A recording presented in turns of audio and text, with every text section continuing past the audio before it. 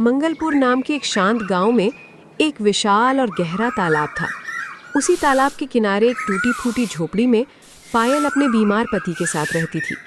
शादी के समय वो कई सपने लेकर इस घर में आई थी, लेकिन अब पति की लंबी बीमारी और जिम्मेदारियों ने उसकी जिंदगी को संघर्ष से भर दिया था। आज शरीर का दर्द थोड़ा कम हुआ क्या? मैं तुम्हें थोड़ा गरम सेक दे दूं? तुम तो पूरे दिन बिस्तर पर ही लेटे रहे हो।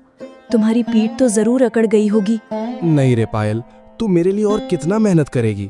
मैं तो एक निकम्मा इंसान बनकर तेरे ऊपर बोझ बन गया हूँ। तू सुबह से रात तक जी तोड़ मेहनत करती है और मैं बिस्तर पर लेटे सिर्फ तेरी तकलीफ देखता रहता हूँ। मेरी तो मौत भी नहीं आती ताकि तू थोड़ी राहत की सांस ले सके। ऐसे अशुभ बातें मुंह से मत निकालो। तुम हो तभी तो ये टूटा फूटा घर भी मुझे स्वर्ग जैसा लगता है।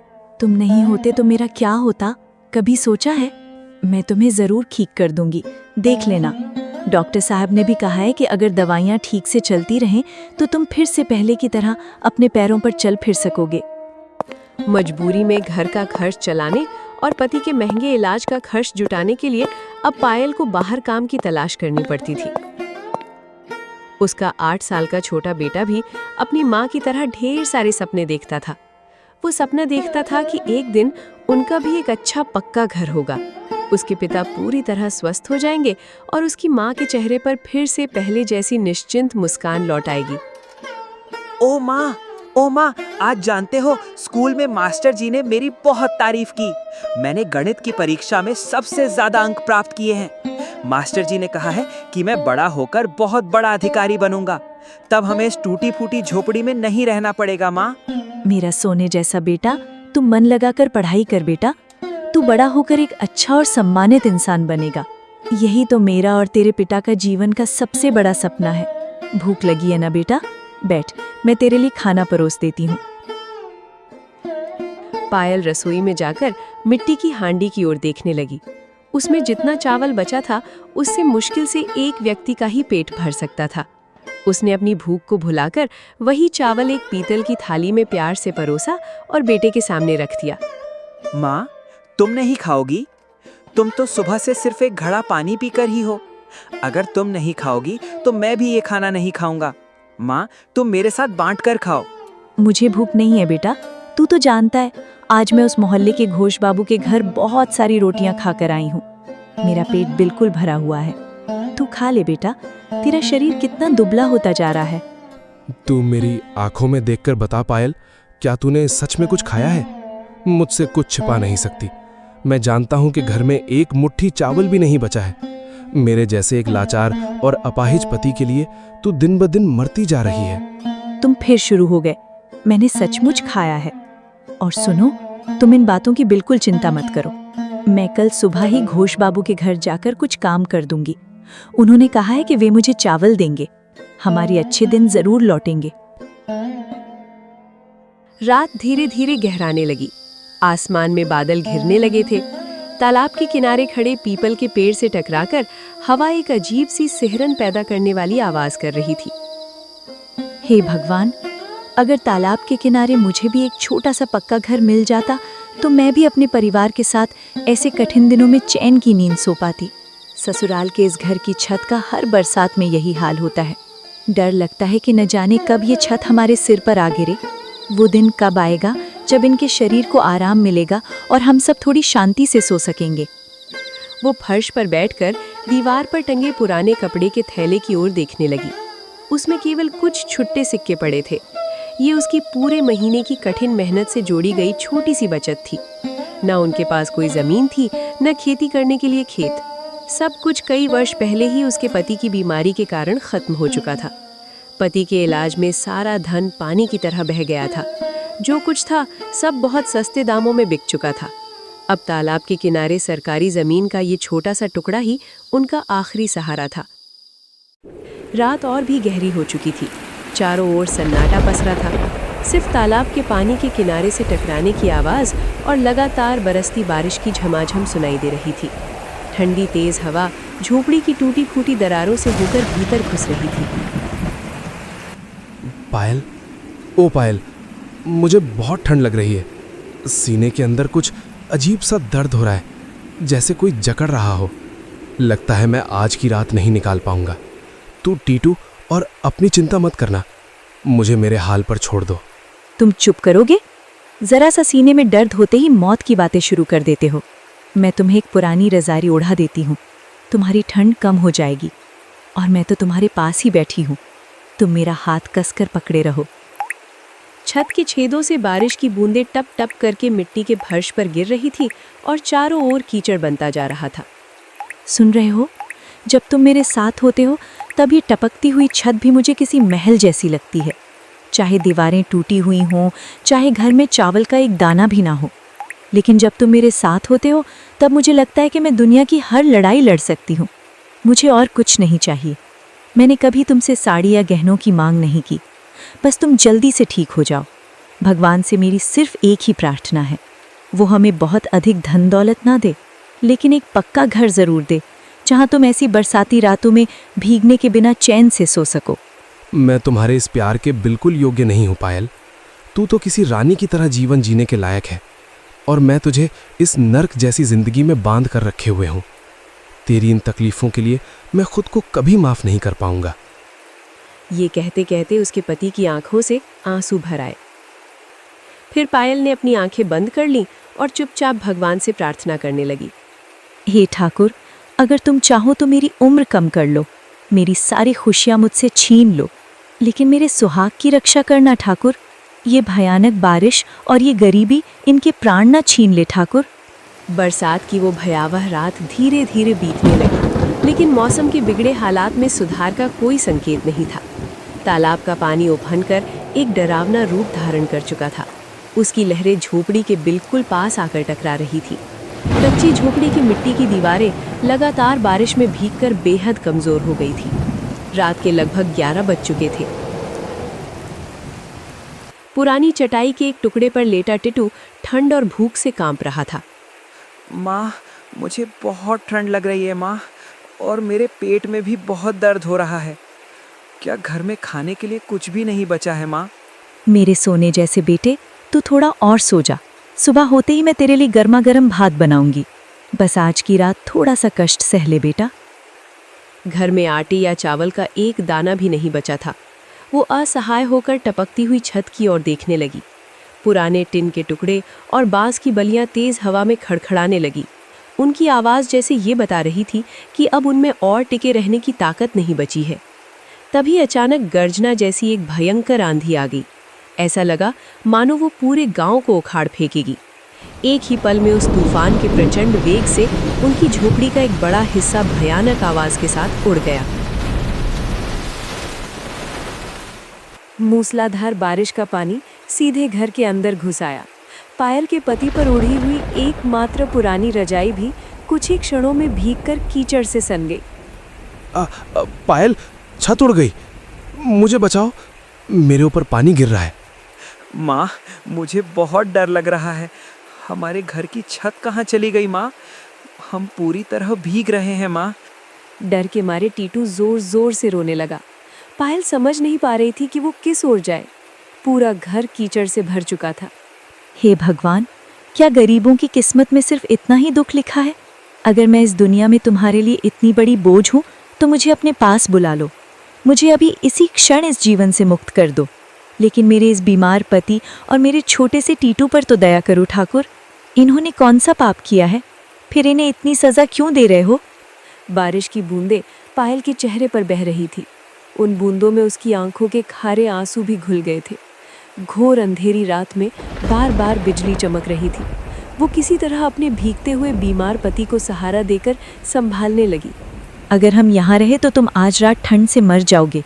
चलो, आज की रात के लिए गांव में किसी के घर जाकर थोड़ा सा आश्रय मांग लेते हैं। शायद कोई हमें अपने बरामदे का एक छोटा सा कोना दे दे। कम से कम तुम इस ठंडी बारिश, पानी और कीचड़ से तो बच जाओगे।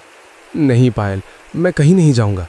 इस हालत में मैं किसी के दरवाजे पर जाकर भिखारी की तरह खड़ा नहीं हो सकता। उससे अच्छा तो यही है कि मैं अपने इस टूटे हुए घर में ही मर जाऊं। तू टीटू को लेकर चली जा। क्या तुम पागल हो गए हो? मैं तुम्हें इस तरह मरने नहीं दूंगी। मुझे अपने दुखों की कोई परवाह नहीं है, लेकिन तुम्हारी ये हालत मैं अपनी आंखों के सामने नहीं देख सकती। चलो, मैं किसी से हाथ जोड़कर थोड़ी सी जगह मांग लूंगी। इंसानों के दिल में दया माया तो होती है। पायल एक हाथ से अपने बेटे को और दूसरे हाथ से अपने बीमार पति को सहारा देकर किसी तरह कीचड़ भरे रास्ते को पार करती हुई पास के एक बड़े पक्के मकान तक पहुंची।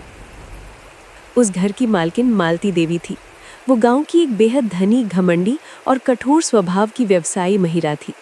उसका विशाल 2 मंजिला मकान रोशनी से जगमगा रहा था। पायल कांपते हाथों से मालती देवी के बड़े लोहे के दरवाजे पर दस्तक देने लगी। ओ मालती दीदी, कृपया दरवाज़ा खोलिए दीदी, हम बहुत बड़ी मुसीबत में हैं, हम पर थोड़ी दया कीजिए दीदी। काफी देर तक दरवाजा खटखटाने के बाद मालती देवी ने दरवाजा खोला। क्या बात है, इतनी रात को कौन है? अरे पायल, तू इतनी रात में मेरे घर क्या कर रही है? और ये कीचड़ लगाकर मेरा साफ बरामदा गंदा क्यों कर रही है? तुझे जरा भी समझ नहीं है क्या? दीदी, मुझे माफ कर दीजिए, मेरी झोपड़ी की छत आंधी में उड़ गई है। घर के अंदर घुटनों तक पानी और कीचड़ भर गया है। इनको तेज बुखार है। लगातार खांसते खांसते इनकी हालत बहुत खराब हो गई है। बारिश भी रुकने का नाम नहीं ले रही। दीदी, आपके इस विशाल घर के किसी एक छोटे से कोने में बस एक रात के लिए हमें थोड़ी सी जगह दे दीजिए। कल सुबह बारिश थोड़ी कम होते ही हम यहाँ से चले जाएंगे। सिर्फ इनके लिए दीदी, कहीं ऐसा ना हो कि किसी सूखी जगह तक पहुँचने से पहले ही इनकी सांसें थम जाएं। मैं जीवन भर आपकी खरीदी हुई दासी बनकर रहूंगी दीदी। पायल की ये दर्द भरी विनती सुनकर पत्थर का दिल भी शायद पिघल जाता, लेकिन मालती देवी के मन में जरा सी भी दया नहीं जागी। वो घोर तिरस्कार से पायल और उसके परिवार को देखने लगी और नाक भौं सिकोड़ते हुए बोली, देख पायल, ये रोना धोना और नाटक मुझे बिल्कुल पसंद नहीं है।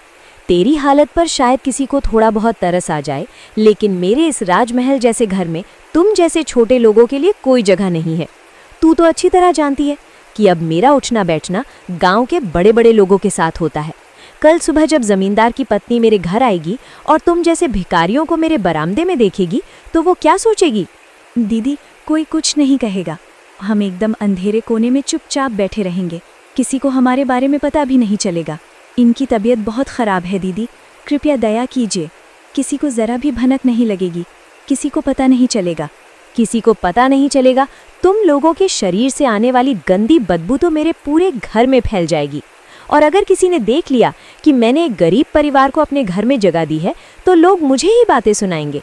मेरी इज्जत मिट्टी में मिल जाएगी। मैं अपनी प्रतिष्ठा के साथ कोई समझौता नहीं कर सकती। काकी, मेरे पिताजी को बहुत तकलीफ हो रही है, कृपया हमें थोड़ी देर रहने दीजिए ना काकी। ए लड़के, मुझे काकी कहकर मत बुला। तुम लोगों से मेरा कोई संबंध नहीं है। बाहर मेरा जो पुराना गौशाला है उसके छप्पर के नीचे जाकर बैठ जाओ। बारिश रुक जाए तो अपने घर लौट जाना और मुझे परेशान मत करना। मैं सोने जा रही हूँ। मालती देवी ने अत्यंत निर्दयता के साथ उनके मुंह पर भारी दरवाज़ा जोर से बंद कर दिया। पायल की आंखें आंसुओं से भर आईं। अपमान और पीड़ा से उसके भीतर मानो आग सी जल उठी। लेकिन पायल जानती थी कि गरीबों के गुस्से की कोई कीमत नहीं होती। उसने अपने पति की ओर देखा जो ठंड और अपमान से थर थर कांप रहे थे। मैंने तुझे पहले ही कहा था पायल, ये लोग इंसान नहीं हैं। ये तो पैसे के घमंड में डूबे हुए लोग हैं। इनके लिए इंसान की जान की कोई कीमत नहीं है। चल, हम अपने टूटे हुए घर में ही वापस चल। तुम बिल्कुल ठीक कह रहे थे। गरीबों का इस दुनिया में कोई नहीं होता। मैं बहुत बड़ी मूर्ख थी जो पत्थर से पानी की उम्मीद लेकर यहाँ चली आई। चलो, हम अपने टूटे फूटे घर ही वापस चले। पायल ने इसके बाद एक भी शब्द नहीं कहा। उसने चुपचाप अपनी आंखों के आंसू पोंछे और दिल का दर्द अपने सीने में दबाकर अपने बीमार पति और छोटे बेटे को लेकर उसी टूटे हुए घर पर लौट आई।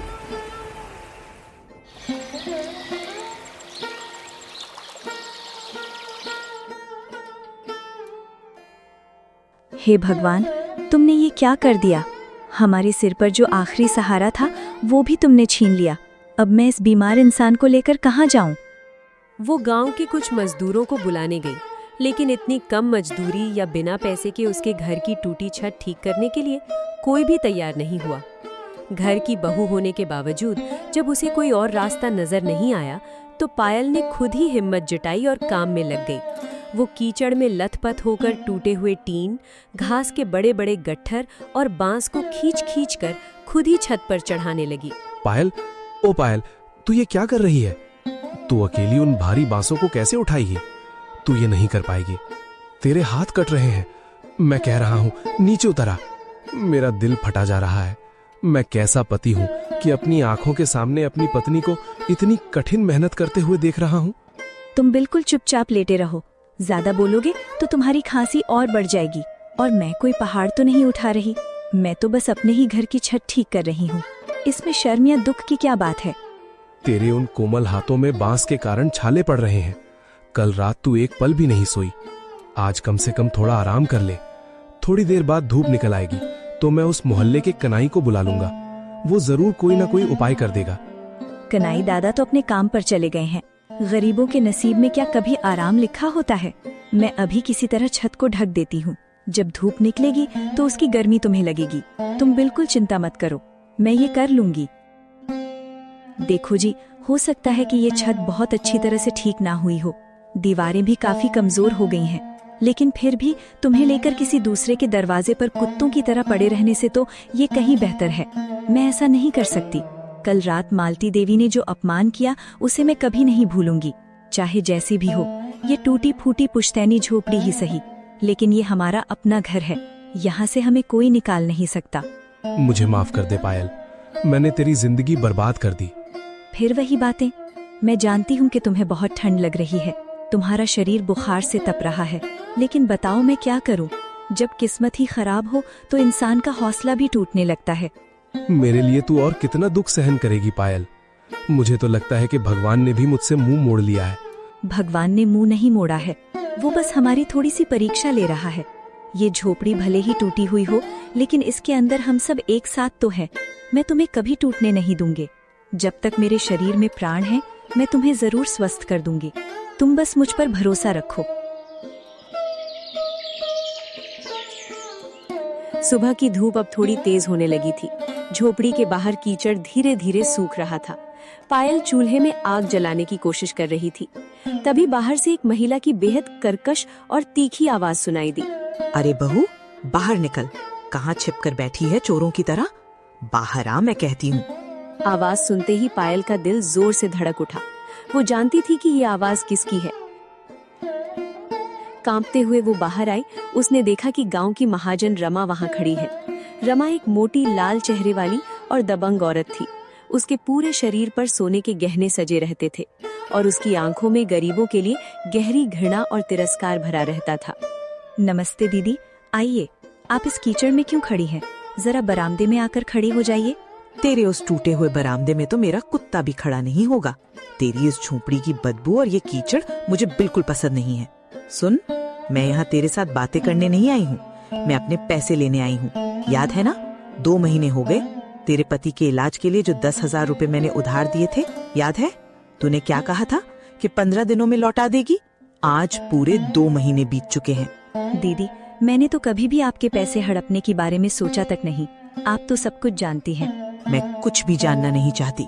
सोचा था कि तुझ पर थोड़ा तरस खा लूंगी, लेकिन अब समझ में आ गया कि तुम जैसे लोगों पर दया करना बेकार है। तुम लोग सिर्फ लेना जानते हो, लौटाना नहीं। बता, मेरा पैसा ब्याज समेत कब लौटाएगी, या फिर तेरी ये जमीन और घर नीलाम कर दूं? दीदी, कृपया मुझे कुछ और दिनों का समय दे दीजिए।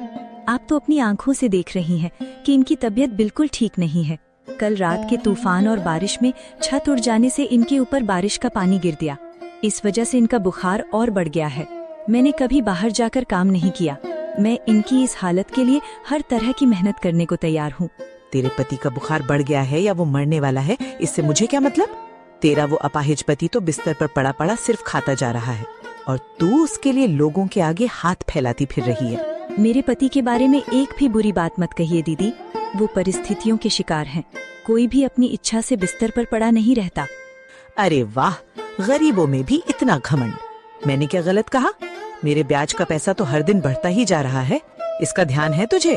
अगर मुझे मेरा पैसा नहीं मिला तो मैं तुझे जेल भिजवा दूंगी। दीदी, गरीबों की सांसें तो आप जैसे लोगों की दया पर ही चलती हैं। जरूरत पड़ी तो मैं अपना आखिरी सहारा भी बेच दूंगी। मेरे सास ससुर की दी हुई पुरानी चांदी की चूड़ियां और गहने तक बेच दूंगी। फिर भी आपका एक पैसा भी नहीं मारूंगी। बस मुझसे मेरा ये आखिरी आश्रय मत छीनिए। भगवान के लिए मुझ पर दया कीजिए। ये गरीबों की आह और बद्दुआओं से मुझे डराने की कोशिश मत कर। तेरे उन थोड़े बहुत गहनों को बेचने से तो मेरे ब्याज का आधा पैसा भी नहीं निकलेगा। सुन पायल, मैं तुझे सिर्फ 2 दिन का समय दे रही हूँ। दीदी, सिर्फ 2 दिन? इतने कम समय में मैं इतने सारे पैसे कहाँ से लाऊंगी दीदी? मुझे कम से कम 1 सप्ताह का समय दे दीजिए। अब एक शब्द भी नहीं। अगर परसों तक मेरा पैसा मेरे हाथ में नहीं आया तो मेरे आदमी आकर तेरी इस झोपड़ी को पूरी तरह तोड़ देंगे। फिर देखूंगी कि तू अपने बीमार पति और इस बच्चे को लेकर सड़क पर रात कैसे बिताती है। महाजन रमा गुस्से में बड़बड़ाते हुए और गालियां देती हुई वहां से चली गई। पायल अब अपने पैरों पर खड़ी नहीं रह सकी। वो वहीं गीली कीचड़ पर बैठ गई। उसकी आंखों से सावन की बारिश की तरह आंसू बहने लगे। माँ, तुम जमीन पर बैठी क्यों हो और तुम रो क्यों रही हो? माँ, तुम इस तरह क्यों रो रही हो? उस मोटी काकी ने तुम्हें क्या कहा है? माँ, तुम बिल्कुल चिंता मत करो। मैं कल से स्कूल नहीं जाऊंगा। मैं अब बड़ा हो गया हूँ माँ। नहीं बेटा, नहीं। मेरा लाल स्कूल क्यों नहीं जाएगा? माँ, चाय की दुकान वाले रामू काका ने कहा है कि अगर मैं कप धो दूं तो वो मुझे रोज 10 रुपए देंगे। मैं काम करके पैसे कमाऊंगा। उस काकी का सारा पैसा मैं चुका दूंगा। तुम बस रोना मत माँ। तुम्हें रोते देखकर मुझे बहुत दुख होता है। तू ही तो मेरी एकमात्र आशा है। मैं तेरे हाथों में चाय के गिलास नहीं देख सकती बेटा। मैं तेरे हाथों में किताबें देखना चाहती हूँ। लेकिन माँ, उस काकी ने तो कहा कि वो हमारा घर तुड़वा देगी। फिर हम कहाँ रहेंगे? तेरे पिता के इलाज का खर्च और उस राक्षसी का कर्ज सब मैं अकेली चुका दूंगी। इसके लिए अगर मुझे दूसरों के घर बर्तन मांजने पड़े, दिहाड़ी मजदूरी करनी पड़े या मिट्टी खोदने का काम करना पड़े तो भी मैं करूंगी। तू इन बातों की बिल्कुल चिंता मत कर। पायल, अब मुझसे ये सब और सहा नहीं जाता। तुम मेरे लिए जहर ले आ पायल। मेरे मर जाने से ही तुम दोनों की सारी परेशानियां खत्म हो जाएंगी। तेरी ये तकलीफ देखने से तो मेरा मर जाना कहीं बेहतर होता। पिताजी, आप रो क्यों रहे हैं? मैं तो हूं ना। मैं बड़ा होकर बहुत सारे पैसे कमाऊंगा। अब मरने की बातें मत कीजिए पिताजी।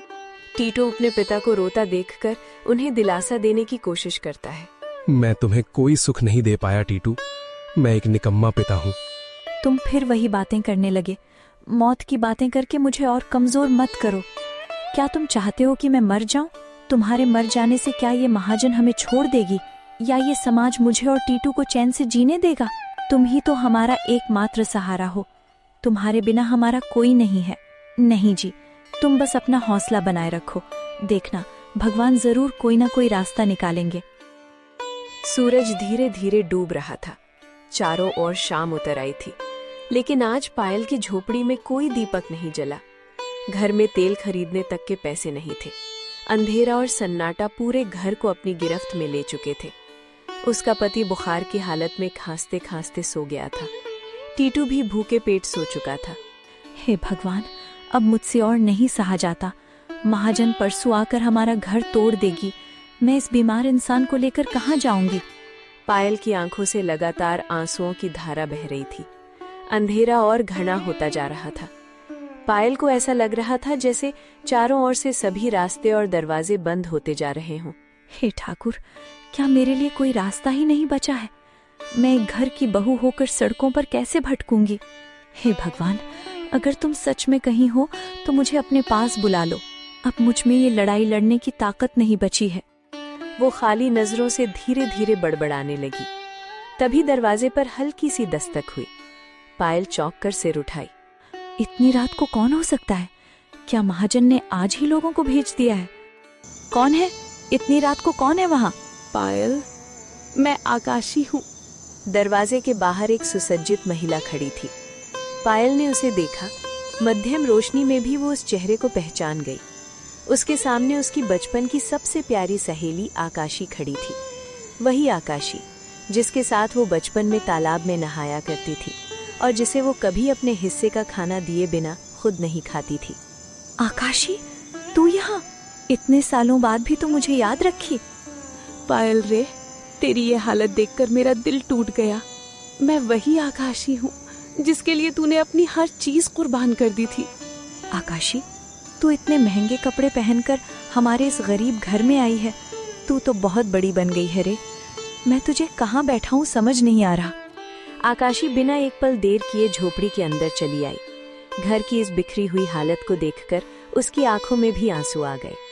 पायल, मैं पढ़ाई के लिए शहर चली गई थी, लेकिन आज जब गांव लौटी तो लोगों से तेरी हालत के बारे में सुना। तेरी झोपड़ी की छत उड़ गई है, तेरा पति बीमार होकर बिस्तर पर पड़ा है और वो महाजन रमा तुझे रोज अपमानित कर रही है। पायल, क्या तू हार मान गई? क्या करूं रे बहन, जब किस्मत टूटती है तो चारों तरफ से टूटती है। तू हार नहीं सकती पायल।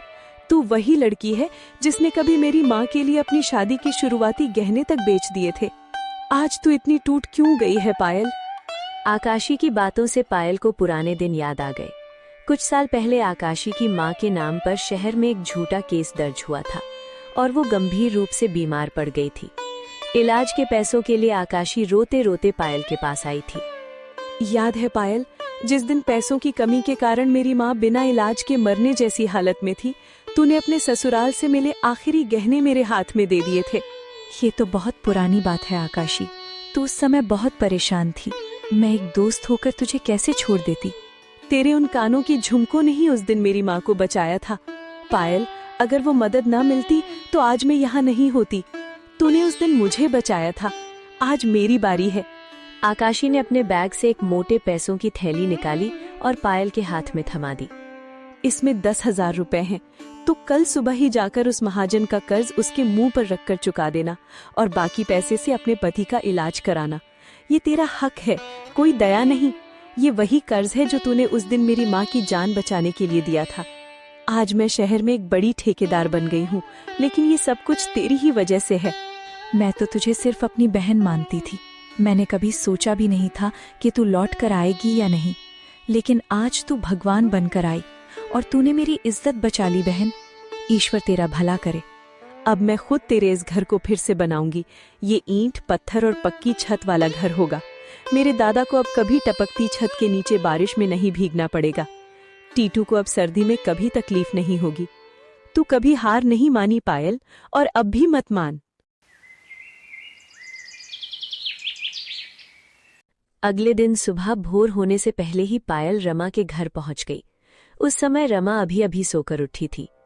ये लीजिए दीदी, आपके 10,000 रुपए। एक एक पैसा गिन लीजिए, कोई कमी नहीं है। और फिर कभी मेरी जमीन की तरफ मत देखना। ये क्या, तेरे जैसे भिखारी के हाथ में इतने सारे नोट कहाँ से आए? जरूर चोरी किए होंगे। गरीब लोग चोरी नहीं करते दीदी, चोरी तो आप जैसे बड़े लोग करते हैं, जो लोगों की मजबूरी का फायदा उठाकर ब्याज पर ब्याज लगाते हैं। जरा जबान संभाल कर बात कर पायल। पैसे मिल गए तो जमीन पर पैर नहीं पड़ रहे क्या तेरे? पैर तो जमीन पर ही हैं दीदी, लेकिन आज से आपके डर से मैं कभी सिर झुकाकर नहीं रहूंगी। आप अपने पैसे गिन लीजिए और मुझे हमेशा के लिए आजाद कर दीजिए। इतना पैसा तूने एक रात में कहाँ से पाया? जरूर कोई गलत काम किया होगा। सुन ले, तेरा कर्ज तो खत्म हो गया, लेकिन याद रखना, गरीबों की किस्मत में शांति नहीं होती। तुम लोगों की दौड़ यहीं तक थी। पायल ने रमा की किसी बात का जवाब नहीं दिया। उसने मन ही मन भगवान को और अपनी दोस्त आकाशी को धन्यवाद दिया। उसके सीने से जैसे एक बहुत बड़ा पत्थर उतर गया हो। आकाशी शहर लौटते समय पायल से ये बात कहकर गई। पायल, जब तक तेरा नया घर बन रहा है, अगर तू चाहे तो मैं अपने प्रोजेक्ट के काम में तुझे एक निगरानी का सम्मानजनक काम दे सकती हूँ। तू बहुत ईमानदार है। मैं इन बड़े बड़े कामों को कैसे समझूंगी रे आकाशी? मैं तो एक साधारण सी महिला हूँ। तू इतने सालों से इस गरीबी के पूरे घर को अकेले संभाल रही है, तो क्या तू ईंट और बालू नहीं संभाल पाएगी? तू सब कर सकती है पायल। तू बस मेरे साइट पर जाकर देखरेख करेगी, कोई भी काम में ढिलाई न करे। अब तुझे किसी के घर जाकर मजदूरी नहीं करनी पड़ेगी। अगले दिन से पायल ने नई उम्मीद के साथ आकाशी के प्रोजेक्ट में काम शुरू कर दिया। घर अभी भी वही टूटी फूटी झोपड़ी थी, लेकिन उनके दिलों में अब संतोष और शांति भर चुकी थी।